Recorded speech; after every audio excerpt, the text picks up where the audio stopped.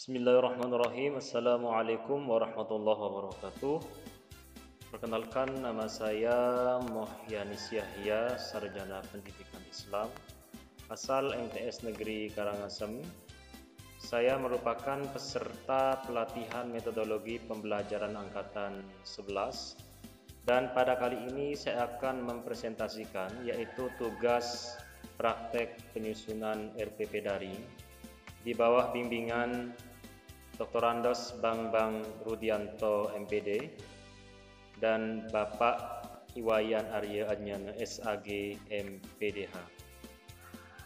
Tak lupa pula kami ucapkan terima kasih yang pertama kepada Kepala Balai Diklat Keagamaan Denpasar Dr. Haji Muhammad OH SAG MPSI, yang kedua kepada seluruh panitia pelatihan metodologi pembelajaran angkatan 11, yang ketiga kepada pembimbing 1 pelatihan metodologi pembelajaran angkatan 11 Bapak Dr. Andos Bambang Rudianto MPD, yang keempat kepada pembimbing 2 pelatihan metodologi pembelajaran angkatan 11 Bapak Iwayan Arya Adnyana SAG MPDH, dan yang terakhir kepada para peserta pelatihan metodologi pembelajaran angkatan 11.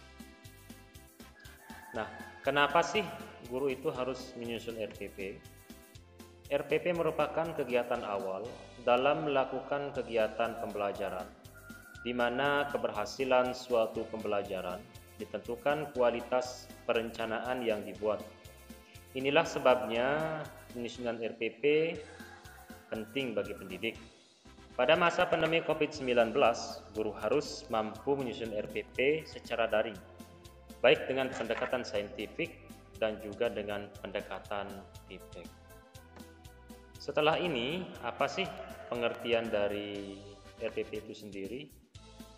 Kita lihat di Permendikbud nomor 65 tahun 2013 tentang standar proses rencana pelaksanaan pembelajaran yang disingkat dengan RPP adalah rencana kegiatan pembelajaran tatap muka untuk satu pertemuan atau lebih. RPP dikembangkan dari silabus untuk mengarahkan kegiatan pembelajaran peserta didik dalam upaya mencapai kompetensi dasar.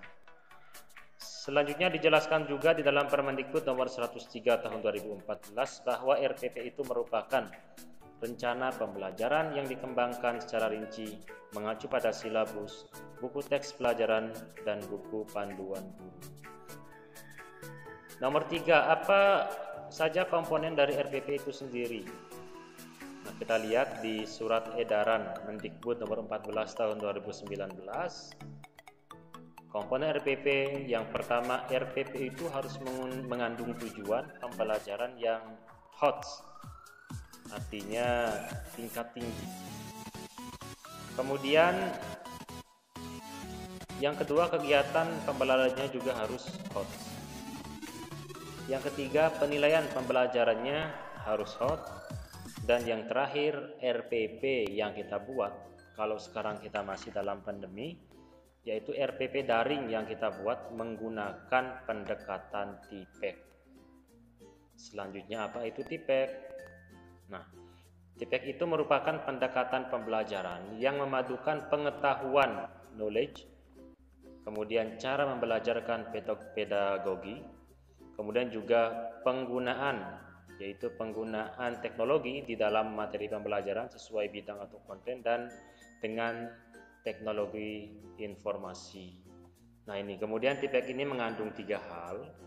Yang pertama itu pedagogical knowledge, selanjutnya technological knowledge atau nomor 2 content knowledge, dan yang terakhir adalah technological knowledge. Jadi TIPEK ini mengandung 3 unsur yang sangat penting, baik itu TPK, kemudian TPACK, selanjutnya juga TCK. Jadi mengandung kemampuan guru, kemampuan teknologi, kemampuan membuat konten. Nah, selanjutnya komponen kecakapan RPP daring. Ini harus mengandung 5 hal. Yang pertama, RPP itu harus mengandung 4C. Kemudian RPP-nya juga harus HOTS, literasi, PPK, selanjutnya adalah TIPEK. Nah, kebetulan saya di sini adalah seorang guru bahasa Arab, jadi pada hari ini saya akan mencoba untuk menyusun rencana pelaksanaan pembelajaran daring bahasa Arab.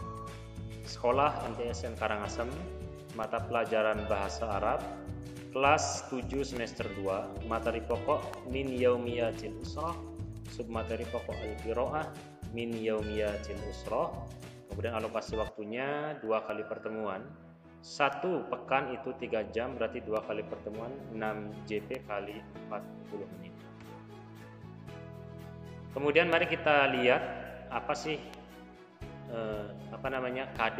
Kita lihat di KMA 183 tahun 2019. Ini KD yang akan saya bahas pada kali ini, yaitu KD 3.12 untuk pengetahuan kognitif dan KD 4.12 untuk keterampilan. Kita masuk ke kompetensi dasar dan indikator pencapaian kompetensi, KD dan IPK-nya. Nah, seperti tadi kami mengambil KD 3.12 dan 4.12. Sekarang kita akan membahas KD 3.12, menganalisis gagasan dari teks naratif sederhana yang berkaitan dengan tema min yaumiyatil usrah dengan memperhatikan susunan gramatikal tasriful mudhari' lil mufrad. Lalu apa sih indikator pencapaian kompetensi yang harus kita capai dari KD ini? Yang pertama, mengidentifikasi gagasan dari teks naratif sederhana yang berkaitan dengan tema min yaumiyatil usrah dengan memperhatikan susunan gramatikal tasriful mudhari' lil mufrad. Ini C1 ya, mengidentifikasi. Kemudian C2-nya kita ambil menjelaskan gagasan dari teks naratif sederhana yang berkaitan dengan tema min yaumiyatil usrah dengan memperhatikan susunan gramatikal tasriful mudhari' lil mufrad. Kemudian C3-nya mengklasifikasi gagasan dari teks naratif sederhana yang berkaitan dengan tema min yaumiyatil usrah dengan memperhatikan susunan gramatikal tasriful mudhari' lil mufrad. Jadi ada 3 IPK penunjang untuk mencapai IPK kunci. Kemudian IPK target kami dan juga langsung kami jadikan IPK kunci itu menganalisis C4 gagasan dari teks naratif sederhana yang berkaitan dengan tema min yaumiyatil usrah dengan memperhatikan susunan gramatikal tasriful mudhari' lil mufrad. Nah, ini IPK target yang harus dicapai oleh siswa dalam pembelajaran tema min yaumiyatil usrah. Kemudian sekarang kita masuk ke KD keterampilan psikomotorik. 4.12 menyajikan hasil analisis gagasan dari teks naratif sederhana yang berkaitan dengan tema min yaumiyatil usrah dengan memperhatikan bentuk, makna dan fungsi dari susunan gramatikal tasriful mudhari' lil mufrad. Nah, selanjutnya kita akan masuk ke IPK-nya ya, IPK dari KD keterampilan 4.12. Yang pertama, merancang hasil analisis. Merancang ini masuk ke dalam B2. Merancang hasil analisis gagasan dari teks naratif sederhana yang berkaitan dengan tema min yaumiyatil usrah dengan memperhatikan bentuk, makna dan fungsi dari susunan gramatikal tasriful mudhari' lil mufrad. Kemudian menyajikan masuk dalam P3 hasil analisis gagasan dari teks naratif sederhana yang berkaitan dengan tema min yaumiyatil usrah dengan memperhatikan bentuk, makna dan fungsi dari susunan gramatikal tasriful mudhari' lil mufrad dalam bentuk learning journal dan dipresentasikan dengan slide PowerPoint dalam bentuk video MP4. Nah, ini merupakan IPK kunci yang harus siswa itu capai di dalam KD keterampilan dalam tema Min Yaumiyatil Usroh, yaitu menyajikan hasil analisis gagasan dari teks naratif sederhana. Ini merupakan IPK kunci dari 4.12. Selanjutnya adalah model pendekatan metode pembelajaran yang akan dipakai pada materi ini. Yang pertama, modelnya menggunakan project based learning, artinya dia menghasilkan sebuah project. Kemudian pendekatannya saintifik dan didaktik, metodenya sinkronus dan asinkronus. Tujuan pembelajaran melalui model project based learning dengan pendekatan saintifik dan didaktik sebagai zona learning, metode sinkronus dan asinkronus, dan teknik Mentimeter, peserta didik mampu menganalisis C4 dan menyajikan P3. P3 menyajikan hasil analisis dari teks naratif sederhana yang berkaitan dengan tema Min Yaumiyatil Usroh dengan memperhatikan bentuk, makna, dan fungsi dari susunan gramatikal tasriful mudhari' lil mufrad dalam bentuk learning journal dan dipresentasikan dengan slide PowerPoint dengan kreatif dan inovatif. Kemudian kita masuk kepada media, alat, dan bahan pembelajaran.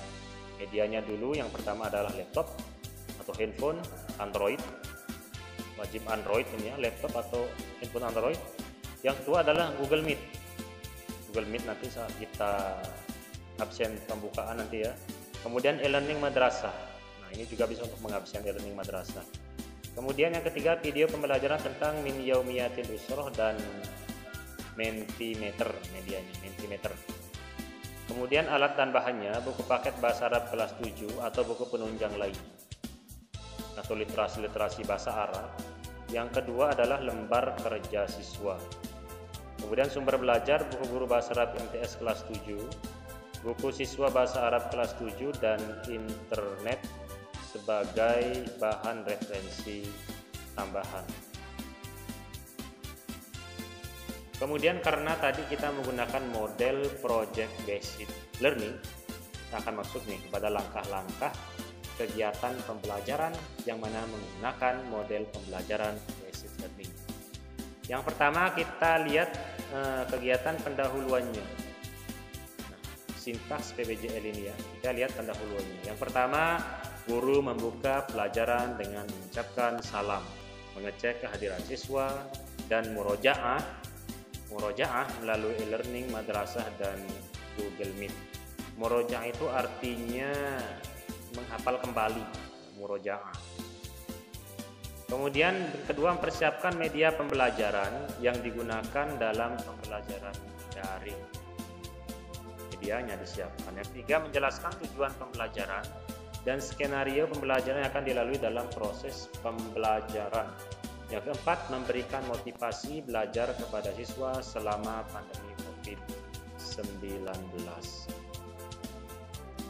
Tadi kegiatan pendahuluan, sekarang masuk kepada kegiatan inti. Penentuan pertanyaan mendasar. Nah, yang pertama, guru menyampaikan pembahasan tentang teks naratif sederhana yang berkaitan dengan tema Min Yaumiyatil Usroh melalui media video aplikasi YouTube dengan memberikan pertanyaan tentang tarkib dan tasrif fi'il mudhari' mufrad dalam teks. Jadi kita awali dulu memberikan pertanyaan tarkib dan tasrif fi'il mudhari' yang mengandung isi mufrad, fi'il mudhari' mufrad itu dalam teks. Yang kedua, guru menentukan bacaan teks naratif. Nih, tentukan dulu bacaan teks naratif yang akan diidentifikasi oleh siswa atau peserta didik. Yang ketiga, guru memberikan pertanyaan mendasar tentang susunan teks yang mengandung tarkib gramatikal tasriful mudhari' lil mufrad melalui teknik Mentimeter. Jadi kalau 4 Mentimeter nanti kita masuk ke dalam Google terlebih dahulu, kemudian masuk ke alamat mentimeter.com. Nanti akan dibagikan kodenya dan siswa masuk melalui kode itu. Selanjutnya, setelah tadi pertanyaan mendasar, kemudian kita masuk ke mendesain perencanaan proyek. 1. Siswa dibagi menjadi 4 kelompok.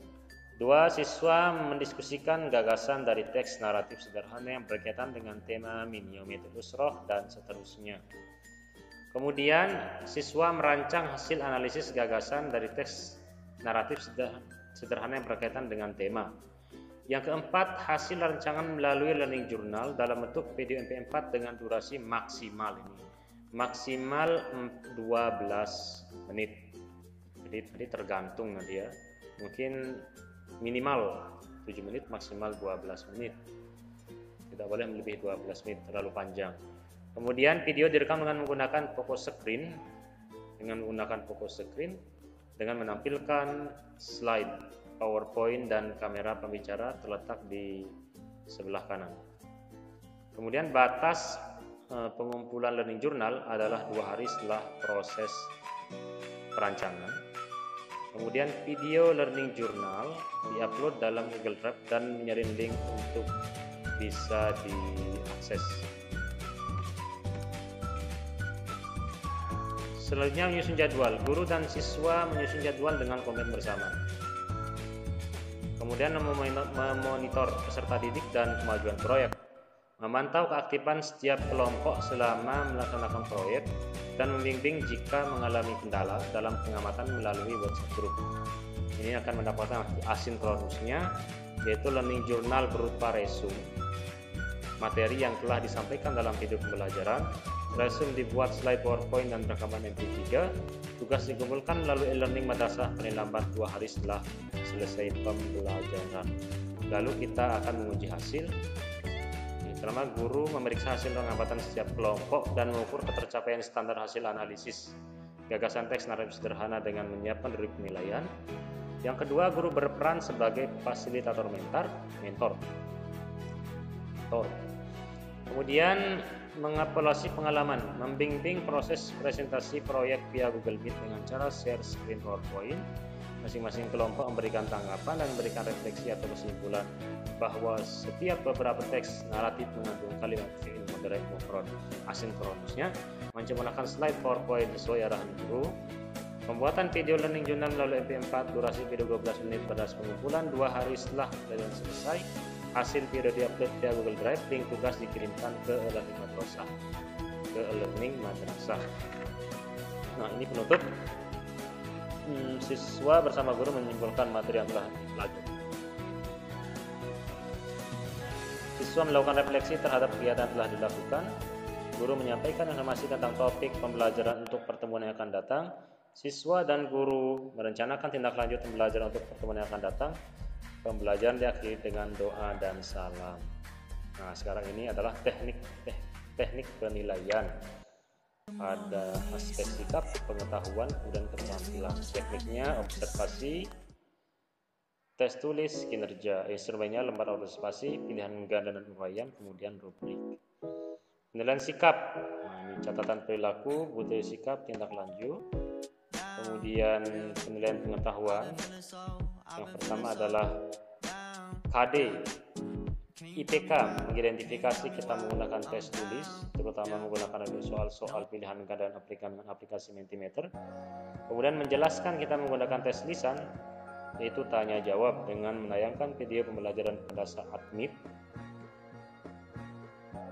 Kemudian mengklasifikasi gagas dari teks naratif, ini nanti tes tulis, soalnya adalah soal uraian. Kemudian menganalisis gagasan dari teks naratif nanti dalam bentuk learning journal. Nah, ini akan kita capai resume materi dengan slide PowerPoint yang disajikan dalam bentuk MP4. Kemudian penilaian keterampilan kinerja, ini rubriknya ya. Berobservasi, kemudian pengamatan keterampilan. Nah, ini hasil rubriknya seperti ini. Kalau sangat baik nanti seperti apa, kalau baik seperti apa, kalau cukup baik seperti apa, kalau perlu pendampingan atau kurang maksudnya, ini maksudnya perlu pendampingan nanti seperti apa nanti ya ininya. Kemudian kita terima kasih. Nah, kemudian selesai ya, terima kasih. Semoga video ini bermanfaat. Demikian apa yang kami paparkan. Wassalamualaikum warahmatullahi wabarakatuh.